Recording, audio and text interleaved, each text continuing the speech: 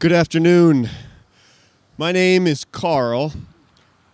I am a few things, but first I need to say the opinions I'll express are my own, and they do not represent any organization that I work for or I'm associated with. I'm a physician. I'm a physician here in the state of Washington, and I did my residency here not far from where we stand right now, up in Tacoma proper. That residency taught me some deeply troubling things about our nation and our world's history with nuclear weapons. Most specifically, that residency taught me about the Marshallese people. The Marshallese people are those inhabitants of the islands where the United States did the majority of its nuclear weapons testing 70, 80 years ago. We have so much to learn from those people who still suffer from the effects of nuclear weapons. Nuclear weapons have no justification. Their use cannot be justified because they do not and cannot be targeted to an individual or groups of individuals. Their only purpose is to destroy large swaths of human beings simultaneously and then over time. For those listening right now, nuclear weapons have no justification. For those listening right now, the last treaty between the United States and Russia limiting nuclear weapons in our world will expire on February 5th. This is not being talked about because they don't want you to talk about it. But if we let this treaty expire, the number of nuclear weapons will go up dramatically in our world. There are already enough nuclear weapons in our world to destroy our world several times over. We do not, I repeat, we do not need any more nuclear weapons. The solution is only to reduce the number of nuclear weapons. Standing before you, I'm asking you to call your representatives to do something about the New START treaty, not because I think it's going to solve our problems, but because it's the last thing we have limiting our use and our deployment of nuclear weapons. I stand here as a physician wanting the health and the safety of all of my patients and all of the people that I'm looking at right now, and all of the people in the state of Washington, the United States, and the world at large.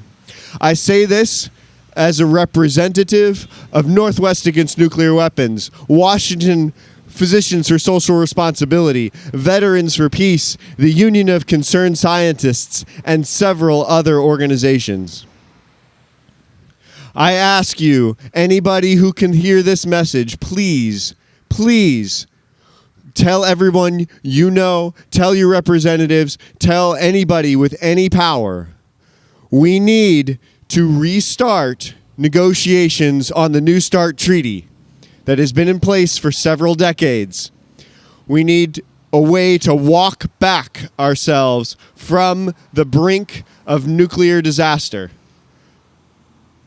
Without this, we only inch closer to all-out nuclear war that will spell the end of our civilization. It only takes a few nuclear weapons to set this chain reaction off, and one that you cannot, no matter how much you think you're a survivor, you cannot survive the aftermath of a nuclear war. I ask you as a family physician, one who's putting his reputation, his career on the line for the betterment of humanity at large. Please listen to myself and others who are out here risking their livelihoods to be on the right side of history. Thank you. I'm Chris Ferguson, and I'm a Quaker. And I'm a member of Tacoma Friends Quaker Meeting. Since our inception over 350 years ago, Quakers have been opposed to participation in war. We believed then, and we believe now, that armed conflict is contrary to the teachings of Jesus and his first followers. Our testimony of peace has been reaffirmed by succeeding generations of Quakers right up to the present. Since the introduction of nuclear weapons in 1945, it's become ever more urgent for world leaders to seek peaceful, diplomatic solutions to conflict. While armed conflict continues to take innocent lives and cause unnecessary destruction in far too many places in the world, nuclear weapons have not been deployed again, so far. The expiration of the New START nuclear weapons treaty poses a dire threat to the uneasy nuclear truce that has existed for 80 years. As Quakers, we urge immediate action by our congressional representatives to first, prevent a return to nuclear testing by prohibiting funding for testing and by upholding the principles of the Comprehensive Nuclear Test Ban Treaty, and two, avert a nuclear arms race by supporting an immediate renewal of the New START Treaty. We owe it not only to ourselves and our neighbors today, but to the generations to come, to leave a world that is safer and kinder, where every individual can live a life of peace, prosperity, and fulfillment. My name's Kit Burns. I live in Tacoma. I'm a retired architect, and I'm here speaking today on this extreme need to reduce and limit our arms race. Recently, President Trump said he wants to increase the defense budget, or the war budget, by $500 billion. That's already on a budget that's over $1 trillion. Our new arms race in the United States will cost more than $2 trillion. And there's a question we have to ask as a nation. Do we want to spend $2 trillion on housing? Or shall we spend $2 trillion on nuclear weapons? Do we want to spend $2 trillion in investing in our education of future generations? Or $2 trillion on nuclear weapons that will wipe out the nation? So this is a decision point we have. It's a very critical one. We have a chance where our leaders need to step up, speak out, and limit our arms race. And it's an action that the United States can take. It's a decision time. We have to make that. We need our leaders, Senator Cantwell, Senator Murray, and all of our House representatives, as well as our leaders in Washington, D.C., to limit the arms race. There is no winner in a nuclear war. Thank you. Thanks. Hello, my name is Reverend Laura Nile Tuell. I'm the pastor of Lakewood Presbyterian Church and a member of the Presbyterian Church USA. My denomination has long stood against state-sanctioned violence as a matter of our faith. And so, along with my interfaith colleagues, I support Pope Francis's 2019 declaration in Hiroshima that the use of atomic energy for the purposes of war is immoral, just as the possession of nuclear weapons is immoral. It has long been said that a budget is a moral document. How we spend our money reveals what we care about. The Trump administration has made sweeping claims about the lives they value and the lives they consider expendable.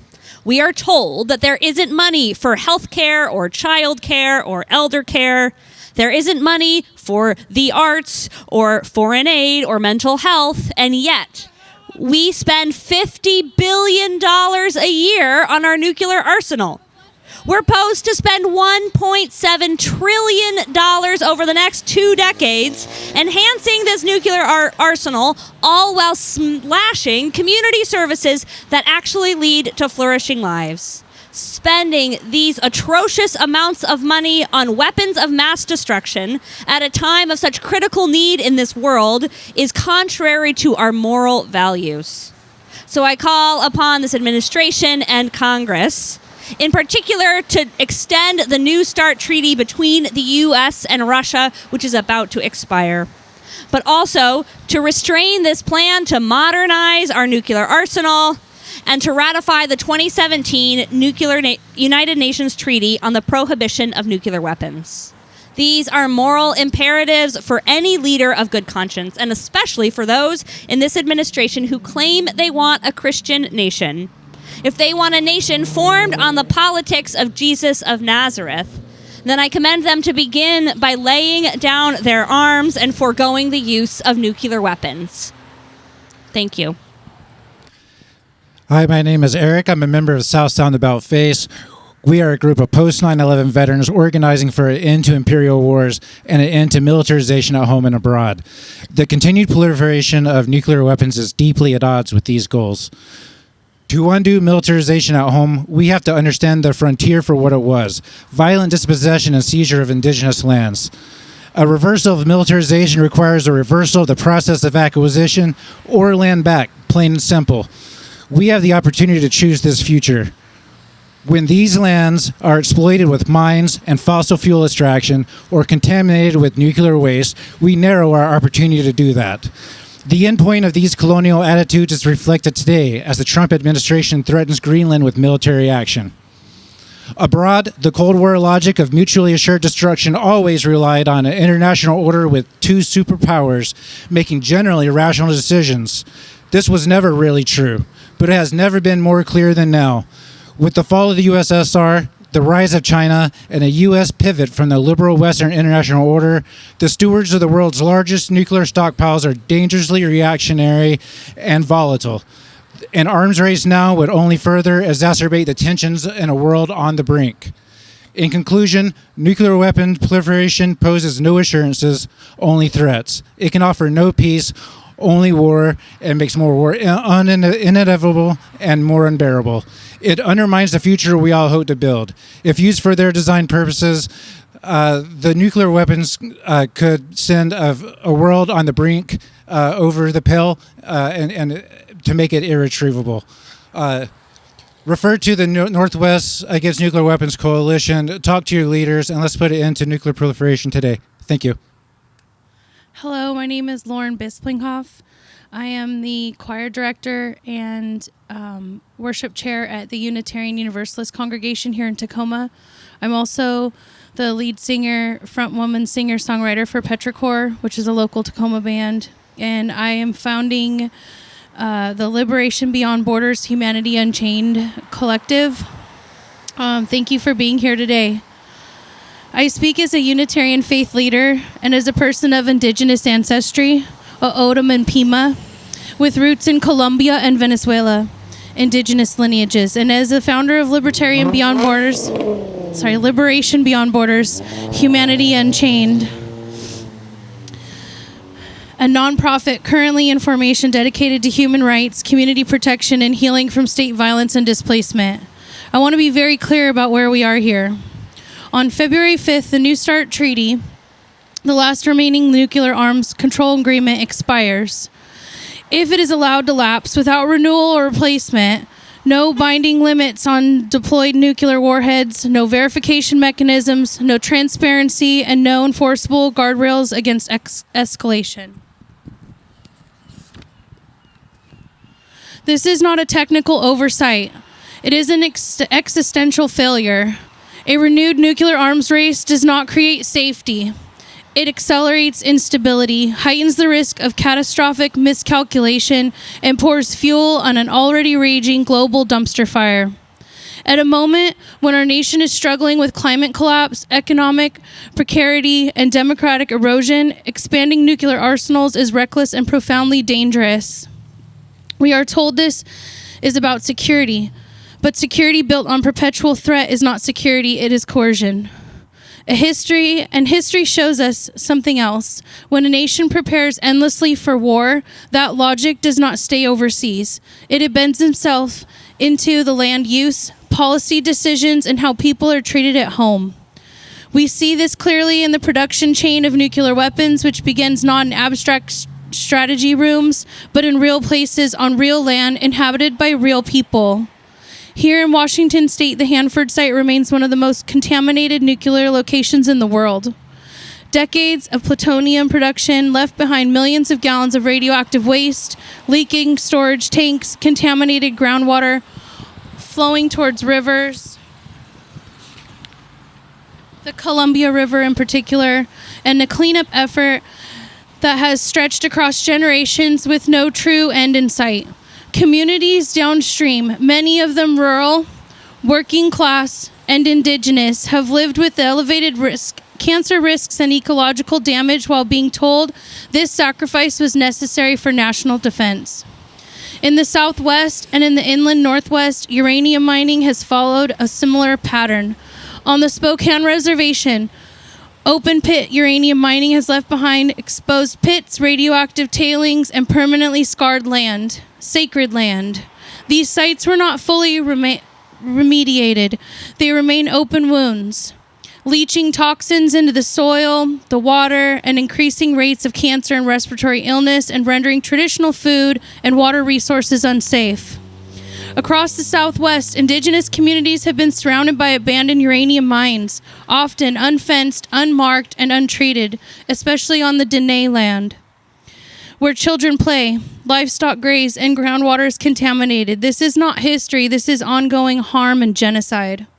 Indigenous nations did not consent to becoming sacrifice zones for nuclear supremacy. These lands were exploited precisely because their inhabitants were deemed politically expendable. This same militarized logic appears domestically in other forms as well, in armored policing and aggressive immigration enforcement that criminalize communities rather than protect them. I will say this briefly because today's focus is nuclear policy. When fear replaces due process and force replaces accountability, democratic trust collapses. These are not isolated issues. They are connected outcomes of a system that values domination over consent, secrecy over transparency, and power over policy and people. Allowing the New START Treaty to expire while expanding nuclear weapons and militarized enforcement undermines the foundations of our democratic republic. It concentrates authority, weakens oversight, and normalizes authoritarian behavior. We are witnessing in real time the erosion of democratic norms, tyranny justified as security. As Unitarians, this moment is not unfamiliar. In 1982, tens of thousands of Unitarians marched in Washington, D.C., one of the largest peace demonstrations in U.S. history, opposing nuclear escalation and demanding disarmament. Our faith affirms the inherent worth and dignity of every person. That belief cannot coexist with weapons capable of erasing entire cities, cultures, and ecosystems. So today we issue a direct call to action. We call on the United States government to immediately renew and replace the New START Treaty, restoring enforceable limits, verification, and transparency. Reject a renewed nuclear arms race and halt the expansion of nuclear weapons and delivery systems. End the exploitation of indigenous lands for uranium mining, nuclear production, and waste storage, and fully fund cleanup and healthcare for impacted communities. Demilitarize domestic policy, including the use of military-grade force against civilians. Restore democratic accountability, congressional oversight, and public transparency over nuclear and militarized programs. This is not ideology. This is about survival. This is about whether democracy governs power or power consumes democracy. We choose diplomacy over destruction. We choose accountability over tyranny. We choose life. Blessed be Shu'ush Mada, and all power to the people. I'm Mark Fleming. I'm a member of Veterans for Peace. Veterans for Peace is a national organization of veterans, and among our mission statement includes elimination of war as an instrument of national policy, and abolishing nuclear weapons. And as part of that, the Olympia chapter of Veterans for Peace has joined the Olympia Coalition to abolish nuclear weapons to further that goal. In the meantime, before we can actually abolish nuclear weapons, we need to control them. And one of the things we're doing here today is encouraging people to speak to their member, Senator Patty Murray, Senator Cantwell, and their congressional representatives to insist on renewing the New START Treaty. The New START Treaty is the most effective arms control agreement between the United States and Russia in history. It provides for an actual reduction in the number of deployed nuclear weapons and the destruction of other nuclear weapons. And it also includes a whole regimen of inspections and data exchange and observations to ensure compliance. For that reason, it's very important that you do contact your representatives and ensure that this arms control treaty continues in effect while we, in fact, get rid of nuclear weapons. In the end, we need to abolish nuclear weapons to make the world safe for people. Thank you. Hi, my name is George Rodkey. I'm from Tacoma here. I'm a member of St. Leo Catholic Church and a member of the Pax Christi group here in Tacoma. Pax Christi is the Catholic peace movement that came out of the experience of World War II. And I'm grateful for the reference to Pope Francis's quote that he made while he was in Japan in 2019 about the immorality of even possessing nuclear weapons. That was a groundbreaking statement, at least in certain circles. But Pax Christi is taking that message and trying to make it more a part of the Catholic Church so that the Catholic Church becomes the ally that it claims to be in this struggle for the elimination of nuclear weapons. The American Catholic Church is involved in these issues, and in a message to Bishop Shirahama of Hiroshima on the 80th anniversary of the atomic bombing, that's this year, our new Pope, Leo XIV, said, "Nuclear arms offend our shared humanity and also betray the dignity of creation, whose harmony we are called to safeguard." And so the Vatican has called on all nuclear armed states to fulfill their obligations under Article 6 of the Treaty on the Non-Proliferation of Nuclear Weapons by engaging in good faith negotiations to ratify the NPT, the Comprehensive Nuclear Test Ban Treaty, as well as the Treaty on the Prohibition of Nuclear Weapons.